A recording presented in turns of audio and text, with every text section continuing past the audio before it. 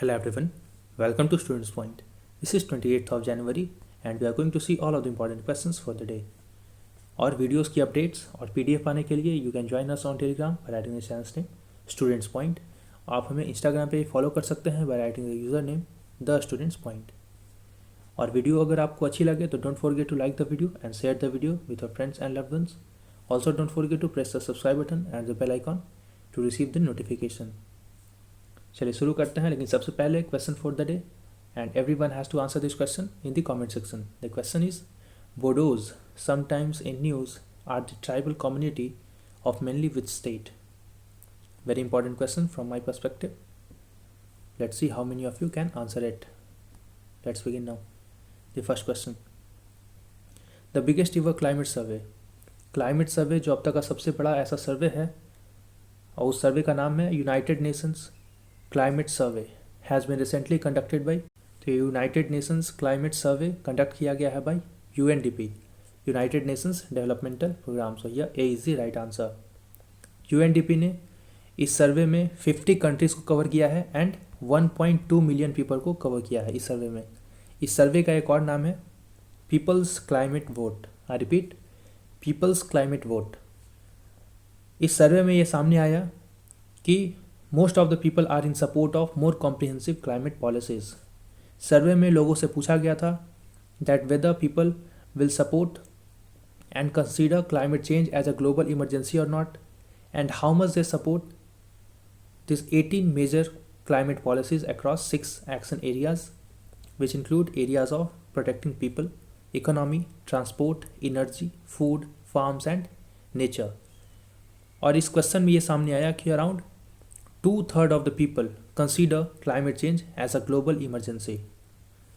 और United Nation developmental programme ये एक डेवलपमेंटल नेटवर्क है of United Nations. It was found in the year of 1965। What is its purpose? Its purpose is to promote investment and technical cooperation between the countries. Next question now, world economic outlook हाल ही में किसने जारी किया? तो world economic outlook हमेशा IMF ही जारी करती है। So here B is the right answer. इस बार का वर्ल्ड इकोनॉमिक फोरम काफ़ी इंपॉर्टेंट है क्योंकि इसने प्रोजेक्ट किया है a strong rebound in India's growth. इसने प्रोजेक्ट किया है that India's growth rate will be 11.5% in 2021 which is the highest among the major economies. और चाइना का growth rate according to this World economic Outlook will be 8.1% in 2021। और India पहला country होगा और the only major country to have double digit growth rate in 2021। And IMF क्या है? It is a international financial institution established in the year of 1945 and it is headquartered in Washington DC in United States of America. If you are preparing for state PCS examinations for this year, then you can take admission into our course. The fee for this course is just ₹2499. The link for this course will be provided below in the comment section as well as in the description box of the video. You can choose to pay this fee in 2 installments as well. And after payment, you have to send your confirmation here at pointstudent2020@gmail.com. Let's move ahead now. The third question. Who has announced a new initiative named as Partnering for Racial Justice in Business? तो एक initiative है जिसका नाम है partnering for racial justice in business. तो इसे किसने start किया है? This has been started by world economic forum. So यह A is the right answer. World economic forum ने इसे स्टार्ट किया है to end racism in the workplace, और member countries are required to put a long term strategy to end racism at the workplace completely and become an anti resist organisation.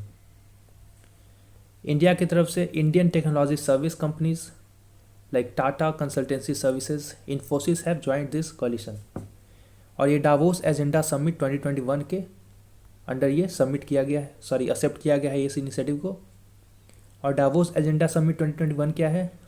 तो few days back we have seen that this summit is being held from January 25 to January 29 online and it is being hosted by world economic Forum. Online इसलिए हो रहा है because of COVID-19 pandemic, and a physical meet will be organized in the month of May this year in Singapore. Next question now. Which one of the following country does not share border with India? इन countries में India के साथ border share कौन सा country नहीं करता? So quite obvious it is Thailand. Let's see it in map. See, many people think that India does not share border with Afghanistan, but actually it is wrong. Geographically, here you can see that India share border with Afghanistan, though this border is very less, but still, obviously India shares border with Pakistan as well as Afghanistan.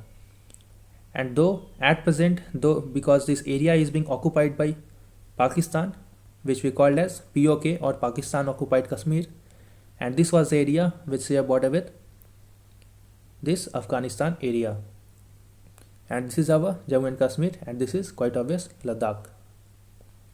Okay, now let's move ahead. Recently, Giuseppe Conte resigned from post of Prime Minister. So he was the Prime Minister of which country? तो Giuseppe Conte जिन्होंने हाल ही में अपना resignation दिया है, he was Prime Minister of Italy. तो यहाँ पे आप नेम से भी पहचान सकते थे अगर आपको ऑप्शन नहीं भी पता होता तो यह C is the right answer. उन्होंने रिज़ाइन किया है after turmoil in the coalition and he hopes to form a new government. He presented his resignation to the president of Italy, Sergio Mattarella. However, the president has asked Conte to work in caretaker capacity till the new government is formed. Next question. President Ramnath Kovind ने हाल ही में कितने पद्म awards दिए हैं for this year 2021? तो उन्होंने 119 पद्म awards इस साल दिए हैं, और इसमें से पद्म विभूषण 7 लोगों को दिया गया है. याद रखें, Padma Vibhushan have been given to 7 people. अब ये पद्म विभूषण इंपॉर्टेंट है क्योंकि ये कम लोगों को दिया जाता है, साथ ही साथ it is the second highest civilian award, that is why it is very important. तो कौन कौन है वो? This have been given to Shinzo Abe for public affairs, who was earlier a former prime minister of Japan. Very important to remember here that the Padma Vibhushan award in this year has also been given to Shinzo Abe. Then Narinder Singh Kapani, he has got this award posthumously after his death. He has been given this award in field of science and engineering. He belongs to USA. Then Belle Munappa Hez, he has been given this award for medicine, belonging to Karnataka. Then SP Balasubramaniam, again he has been given this award posthumously in the field of art, and he belongs to Tamil Nadu. Then Maulana Wahiduddin Khan, he has been given this award for spiritualism, and he belongs to Delhi. Then Sudarshan Sahu, in the field of art, belong to Odisha. Then B. Lal, in the field of archaeology. I repeat it once again. Shinzo Abe for public affairs, Narinder Singh Kapani for science and engineering, Belle Munappa Hez for medicine, SP Balasubramaniam for art, Maulana Wahiduddin Khan for spiritualism, Sudarshan Sahu for art, and B. Lal for archaeology. Now Padma Bhushan, it is the third highest civilian award. The highest award is Bharat Ratna.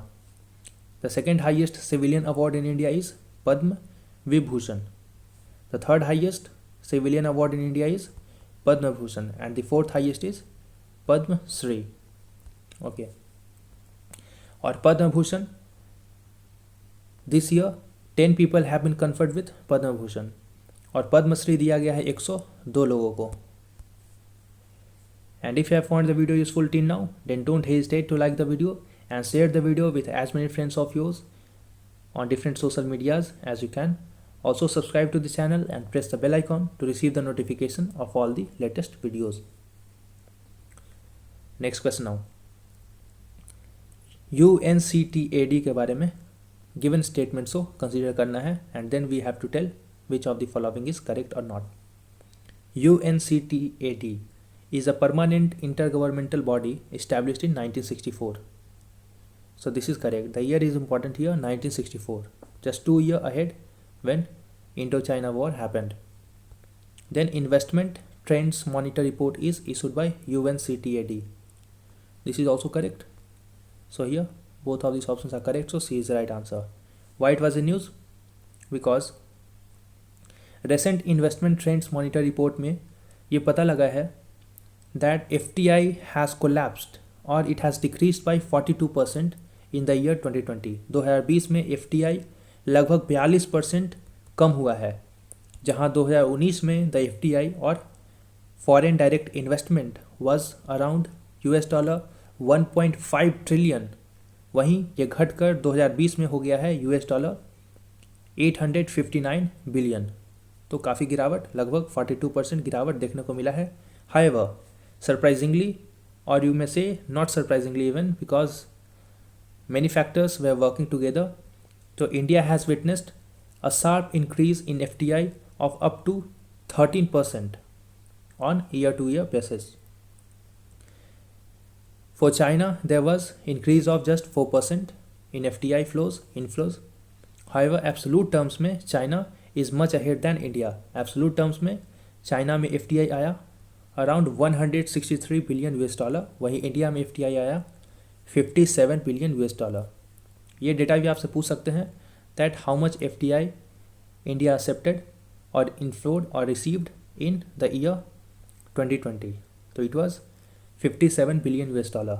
अच्छा, ये तो हो गया one day examinations like SSC और PCS में भी, साथ ही railway जैसे एग्जाम में भी ये पूछा जा सकता है डायरेक्टली ये डेटा 57 बिलियन $।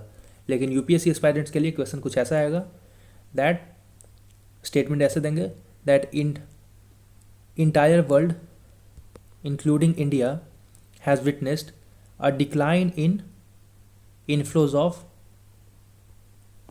FDI। तो आपको ध्यान रखना होगा कि वो स्टेटमेंट गलत हो जाएगा, क्योंकि भले ही पूरी दुनिया में ओवरऑल FDI इनफ्लो कम हुआ है, लेकिन कुछ कंट्रीज़ में इंक्लूडिंग इंडिया में FDI inflows has actually increased and it has increased massively by 13%। तो UPSC में बेसिकली क्वेश्चंस कुछ ऐसे आएंगे, फैक्चुअल नेचर के डायरेक्टली नहीं होंगे। हालांकि news remains the same. I always emphasise that the news remains same for everyone for every examinations, but the nature of question will always change for different examinations. तो factual भी आप याद रख सकते हैं, लेकिन it is more important for other examinations और other examinations than UPSC, and statement based questions will be more relevant for UPSC aspirants. Next question now, the maiden test launch of Akash new generation, जिसको short में आकाश NG बोला गया है, जो कि एक surface to air missile है, यानी कि ये लॉन्च किया जाएगा from surface, it will strike it's target in the air. तो ये है surface to air missile.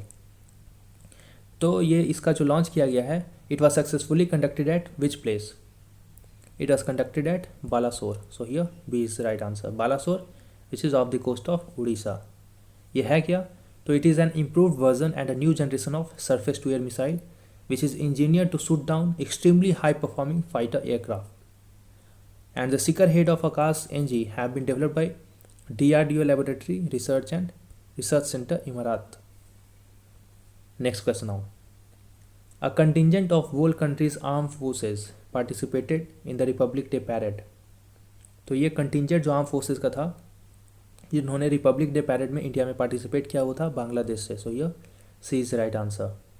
The participation of Bangladesh arm forces is to commemorate 50 years of country's liberation war and the establishment of diplomatic ties with India. The contingent included members from all three wings of Bangladesh Armed Forces, and it was the third time that a contingent from a foreign country took part in the Republic Day parade. It was only the third time. It is very important. इसके पहले contingent from France and UAE participated. Both participated in the year of 2017. Next question now. The Dhanipur Mosque project was formally launched in which state? So Dhanipur Mosque project launch किया गया है उत्तर प्रदेश में। So यह B is right answer. ये launch किया गया था on republic day at 5 acre plot in Dhanipur village of Ayodhya in Uttar Pradesh, और ये प्लॉट दिया गया था by the UP government on the direction of the supreme court in Babri Masjid Ram Janmabhoomi title suit. तो उम्मीद है वीडियो आपकी अच्छी लगी हो। So don't hesitate to like the video and share the video with as many friends of yours. Also subscribe to the channel and press the bell icon. We'll meet again in the next video. Until then, stay safe and thanks for watching.